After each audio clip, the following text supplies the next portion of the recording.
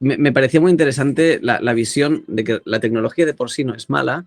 Lo que es importante es asegurarte de que después el modelo de negocio que mueve la empresa que ha creado esta tecnología no requiera el hecho de que las personas estén enganchadas a la tecnología, ¿no?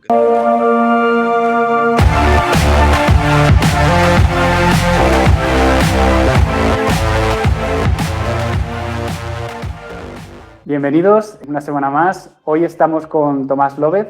Tomás es el fundador de Nixie for Children, una empresa cuyo objetivo es reducir la ansiedad preoperatoria entre los pacientes pediátricos y sus familias.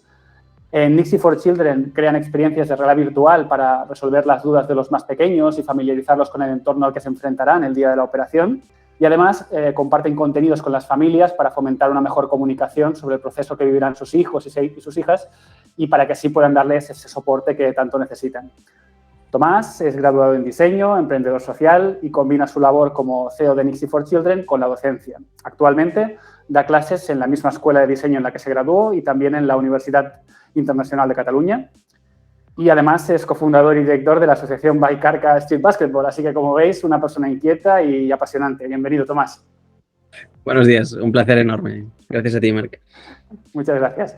Pues nada, primero de todo, Tomás, en Nixie for Children usáis la realidad virtual para conectar con vuestro público objetivo y me gustaría que me contases cómo fue tu primera experiencia con este tipo de tecnología. Bueno, la primera experiencia fue curiosa porque yo era una persona muy poco tecnológica. De hecho, era de los que aguantaron con el Nokia hasta muy tarde, sin WhatsApp, ni Facebook, ni nada. Y fue en un congreso de publicidad en el que conocí a un chico que tenía unas gafas de realidad virtual y las estaba enseñando. No tenía una aplicación concreta, simplemente tenía algunos vídeos y los estaba mostrando. Me ofreció ponérmelas y le dije que no, pero insistió tanto que al final me las terminé poniendo. Y me enseñó un vídeo que se llamaba Introduction to Virtual Reality, que era simplemente imágenes de Félix and Paul, de diferentes escenarios, y la verdad es que me explotó la cabeza. Y finalmente me puse a buscar y encontré trabajo como diseñador gráfico, que es lo que yo estudié, en una empresa de realidad virtual que se dedicaba, bueno, era un showroom y se dedicaba a diferentes cosas, entre otras a mostrar la realidad virtual a la gente que no la había probado nunca. Esto estamos hablando de 2016 y así fue como entré por primera vez en contacto con la realidad virtual. Genial, genial. Y en esta agencia a la que te moviste, ¿cómo eran? No sé si recordabas un poco, no sé cuánto tiempo estuviste, pero ¿cómo eran esos primeros clientes, ¿no? ¿Eran clientes que realmente buscaban crear un contenido de valor para sus marcas o era simplemente puro marketing y estaban ahí entrando en la realidad virtual como un poco de rebote? Sí, yo creo que en esa época estaba pasando un poco como está pasando ahora con el metaverso, en el sentido de que la tecnología, al ser algo muy nuevo, llamaba la atención solo por el hecho de ser nueva y a veces no se prestaba tanta atención a para qué se utilizaba. Ahí teníamos clientes de diferentes tipos, desde personas, en la parte de showroom venía gente simplemente a probarla y eso era pues usuario final, digamos, y después la parte de clientes que venían a pedir desarrollos de realidad virtual muchas veces no sabían qué querían, es decir, venían a preguntar por realidad virtual y querían ver cómo eran las gafas y para qué se podían usar, pero no tenían claro para qué. Y allí sí que veíamos, lo cual a mí me parecía bastante preocupante, gente que venía a pedir realidad virtual sin tener un objetivo claro o sin tener una problemática y que le daba un poco igual para qué se la ofreciéramos, sino que estaban más interesados en la parte de marketing, de decir, tengo realidad virtual bueno, en este caso estoy pensando en un hospital en concreto, pero había de todo, había gente de todos los sectores, ¿no? Y eso para mí es preocupante y al mismo tiempo es de tener la visión un poco a demasiado corto plazo, es decir, eso caducará rápido, todas las tecnologías empiezan, son muy vendibles al principio, pero luego lo que sobrevive es lo que tiene una aplicación real interesante. En ese caso había mucha gente que no la tenía. Eso me chocó muchísimo, sobre todo viniendo del mundo del diseño, que siempre partes de un problema a una solución o de rediseñar algo pensando en el usuario. El hecho de que no tuviera necesidad me parecía muy raro. Totalmente, sí, sí. Hay que resolver problemas en esta vida, porque si simplemente estás preocupándote por tener una fachada bonita y no hay nada dentro, después el edificio se cae. Total. Sí, sí, totalmente. Y más en sectores que son pensados para las personas, es decir, que muchas veces no eran necesidades industriales y demás, que también había, pero en el caso de los hospitales, el fin final siempre es la persona, ¿no? Y que a veces que el foco sea el marketing era chocante. En ese momento ya tuviste clientes en el sector salud. Bueno, yo en ese momento era un diseñador dentro de la empresa, que era una empresa muy pequeña, y me dedicaba a la comunicación de la empresa. Entonces, formaba parte de los procesos de ideación, Vale. pero no eran clientes con los que tuviera una relación a largo plazo, también porque estuve allí durante 8 meses, porque estaba en el extranjero y estaba durante una época solo. Pero sí que fue el primer contacto con un hospital interesado en tecnología, que luego me acordaría mucho de ellos cuando terminara creando Nixie for Children unos años después. Claro, claro, genial. Bueno, y ahí un poco es donde quería ir ahora, porque si no recuerdo mal, ¿no? Este proyecto salió de un proyecto de la carrera, de la universidad, ¿no? Que tú acabaste convirtiendo en negocio. Y me gustaría saber un poco cómo surgió la idea, cómo fue el proceso. ¿Hablaste con profesionales de la salud y a partir de ahí descubriste que había esa necesidad? ¿Cómo fue eso? Cuéntanos.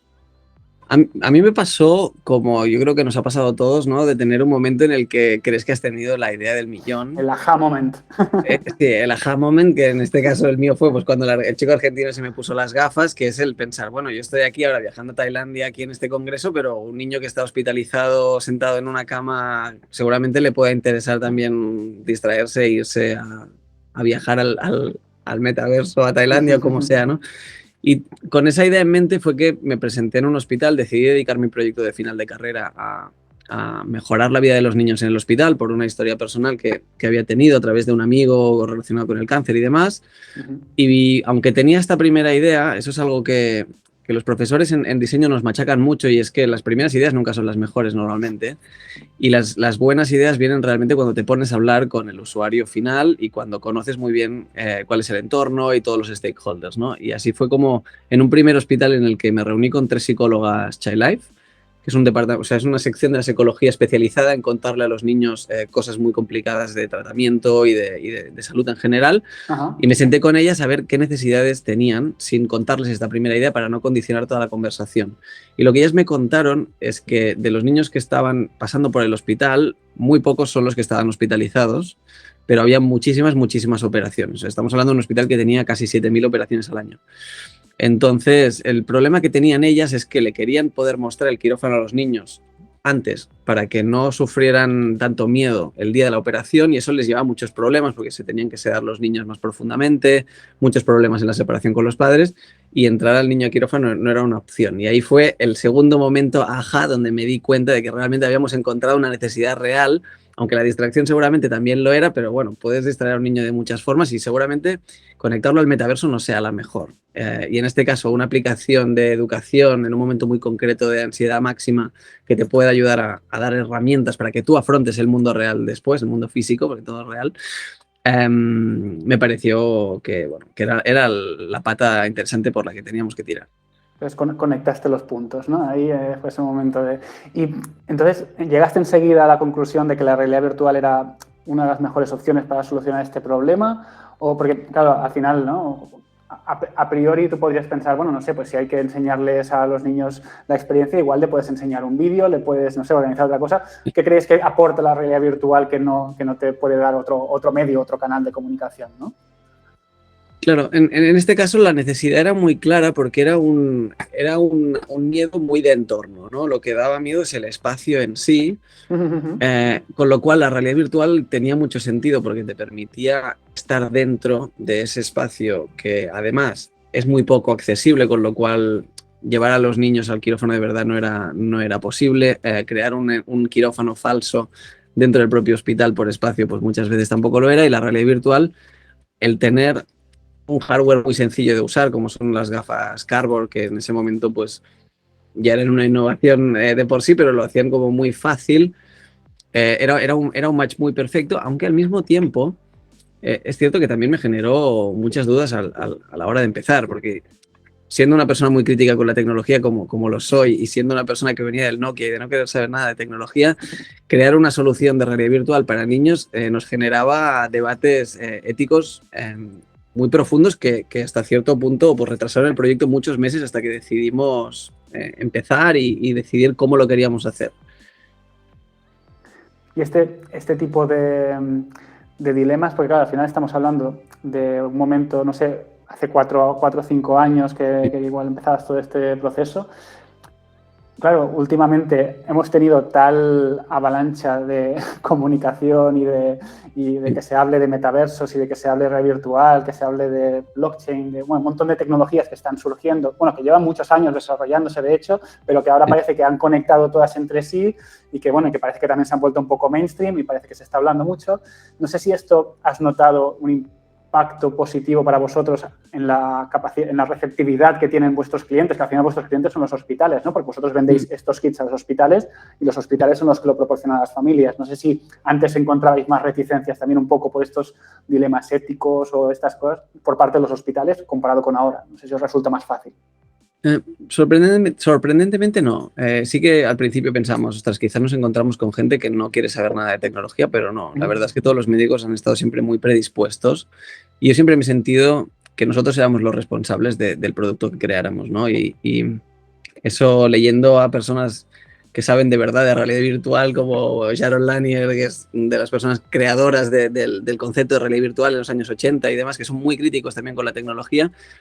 Me parecía muy interesante la visión de que la tecnología de por sí no es mala, lo que es importante es asegurarte de que después el modelo de negocio que mueve la empresa que ha creado esta tecnología no requiera el hecho de que las personas estén enganchadas a la tecnología, ¿no? Que es algo que pasa habitualmente con las tecnologías, que nos enganchamos. Entonces, siempre hay que tener muy en cuenta cuál va a ser tu modelo de negocio y asegurarte de que tú puedes diseñar un producto pensando en la persona y que el negocio no te condiciona en ese sentido, ¿no? Y gente pues eso, como Sharon Lanier, pues nos han inspirado mucho a crear un modelo de negocio intentando ya que sea tecnológico, pero que al mismo tiempo nos permita siempre distanciarnos. Y si ahora hacemos realidad virtual porque es la mejor tecnología para esta solución, pero siempre estamos abiertos a que pueda ser un peluche, por ejemplo, que te explica Claro. dónde tú te vas a poner un electrodo y demás, y en un caso concreto quizás abandonar la realidad virtual, ¿no? O sea, la realidad virtual no es el fin, sino es un medio que ahora tenemos y que ya veremos cómo evoluciona.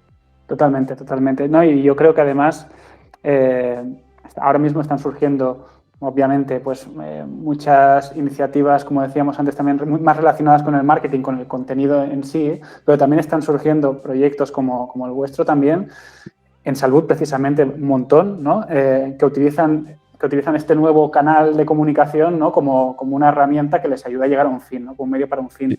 Y en ese sentido también te quería preguntar, no sé si conoces otros proyectos, entiendo que sí, que estén utilizando estas tecnologías en salud y que tú veas que hay una tendencia ahí, o sea, ves que dentro de 10 años esto va a ser más común que ahora, el hecho de utilizar la realidad virtual como un medio para solucionar ciertos problemas. En psicología se está utilizando mucho, por ejemplo.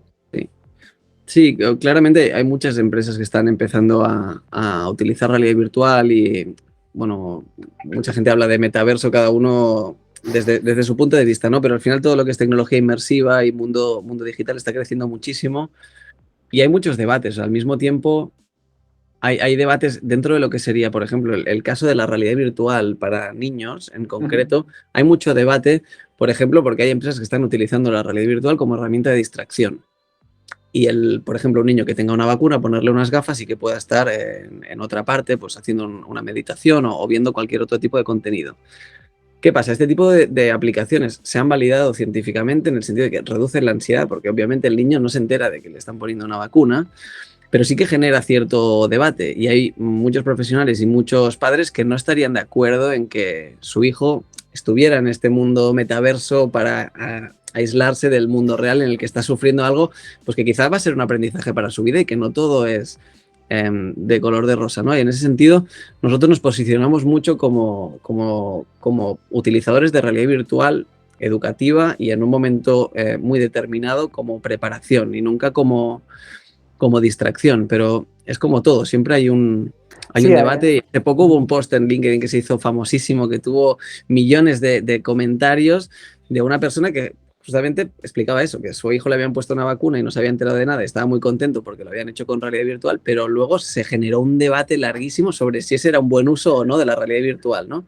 claro. Y yo creo que, bueno, al final todo se reduce a ser lo más responsables posible y mi norma personal, y eso es algo que utilizamos en Nixie, pero que cada uno hace lo suyo, es intentar diseñar productos que yo honestamente, en el caso de que tuviera un hijo, se los quisiera dar. Pero claro, ese es mi punto de vista, ¿no? Y luego cada uno tiene el suyo. Lo importante es ser lo más responsable que se pueda siempre. Total, total. Bueno, yo, de hecho, que tengo un hijo de 4 años, ¿no? Que en estos últimos años he estado leyendo mucho sobre formación y demás, ¿no? También es verdad que la tendencia, ¿no? Es cada vez a empoderar más a los niños, no tratarlos como alguien que no se entera de nada y, oye, ya déjame a mí que yo soy de adulto y yo controlo, ¿no? Obviamente adaptar el lenguaje a su nivel de comunicación y de comprensión, pero hay que explicarles las cosas tal como son, ¿no? Las cosas reales. Al menos es lo que parece que piensa ya cada vez la mayoría de gente, ¿no? Totalmente de acuerdo. Lo que me hace gracia, porque ahora me he acordado, cuando has comentado el tema este de las vacunas, recordaba yo un vídeo de un doctor muy simpático que empezaba a distraer al niño y le empezaba a hacer, no sé qué, y le ponía la vacuna sin que se dé cuenta, pero no con realidad virtual, sino con sus gestos. Y eso la gente lo aplaudía mucho. Y siento curiosidad sobre si la misma gente que criticaba el utilizar la realidad virtual hubiese criticado también el distraerlo con gestitos. Seguramente no, seguramente no. Seguramente hay gente de la que está criticando este uso de la realidad virtual que luego se va a un restaurante y le clava el iPad al niño para que no le moleste. Exacto. Hay mucha hipocresía también. Sí, no, yo creo que también siempre que aparece una tecnología nueva, o bueno, nueva entre comillas, siempre que se adopta una tecnología nueva, porque la tecnología real virtual está desde hace 1000 años, pero es verdad que ahora parece que está atendiendo ya la adopción masiva, ¿no? Va a haber problemas de ese tipo, debates de ese tipo, y hasta que nos acostumbremos, ¿no? Con los móviles existe todavía hoy debate, pero cuando empezaron a ver los smartphones era mucho más candente el debate sobre hasta qué punto dejarle el móvil a un niño, no sé qué. Hoy en día realmente es muy poca la gente que sea súper estricta 100% con esto de no, yo es que a mi hijo no le dejo ni una sola pantalla. Realmente la gente es un poquito más laxa, ¿no? que igual al principio. Yo, de hecho, era de los que pensaban que no le dejaría ver ni una sola pantalla y ahora de vez en cuando una pantalla cae. Intento que sean más cuentos que pantallas, pero sí que es verdad que nos vamos un poco también acostumbrando a las tecnologías, cada vez nos da menos miedo y eso tiene sus riesgos también, porque a veces a la tecnología no hay que tenerle miedo, pero hay que tener respeto y vigilar un poco, ¿no? Sí, total.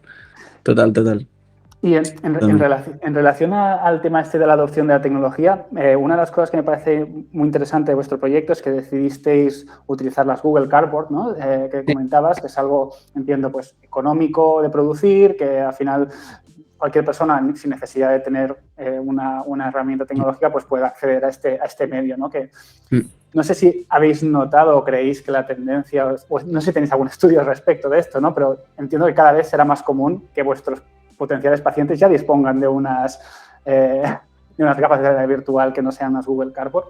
Claro. Y no sé si esto lo habéis visto, porque creo recordar también que ahora teníais también un e-commerce que ibais al paciente final directamente, también que os pueden comprar incluso estos kits, ¿no? Que no hace falta que sea a través del hospital. No sé si habéis visto alguna tendencia por ahí o... Bueno, fue una decisión que yo creo que fue de las importantes al principio, porque teníamos la idea de que queríamos preparar a los niños, en este caso para quirófano. Sabíamos que que queríamos en el futuro aplicarlo a otros tratamientos también. Y no sabíamos todavía qué hardware íbamos a utilizar. Y aquí se generó un debate porque también afectaba al modelo de negocio nuestro.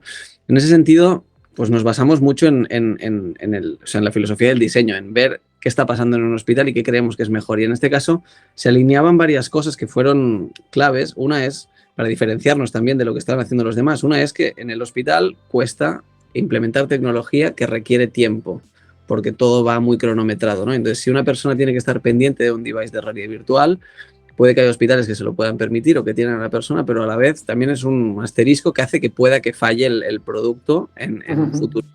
Al mismo tiempo, el hecho de que tenga que ser en el hospital limita mucho la escalabilidad. Si tú tienes 2 o 3 dispositivos, todos los niños tienen que pasar por ese dispositivo, esos 2 dispositivos, con lo cual lo hace lento y al mismo tiempo no permite que se haga en casa, que era algo que queríamos que pasara, es que toda la familia compartiera el contenido y que lo hicieran autónomamente, ¿no? Con lo cual, estas 3 razones se alineaban mucho con el usar un cardboard, un dispositivo lo más sencillo posible, muy fácil de usar, y esto hasta que nos encontramos que la gente ya no lo necesita porque tiene mejores dispositivos en casa, que ya poco a poco está pasando, pero todavía son pocos los que tienen un dispositivo de realidad virtual más o menos avanzado. Sí que hay gente que tiene un cardboard de plástico, como así decirlo, pero que también funciona con tecnología móvil.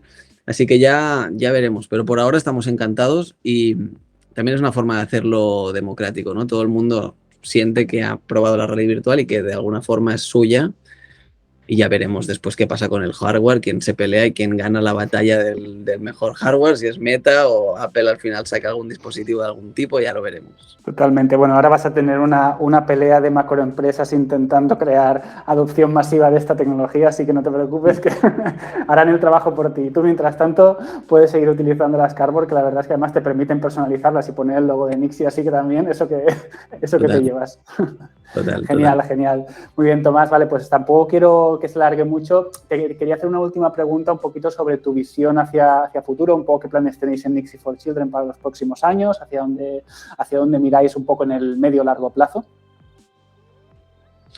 Bueno, en Nixie hay una línea clara que hemos lanzado y es la de preparación o como mínimo contenido educativo de calidad, nunca distracción. En ese sentido, eso tenemos muy claro que va a seguir siendo así.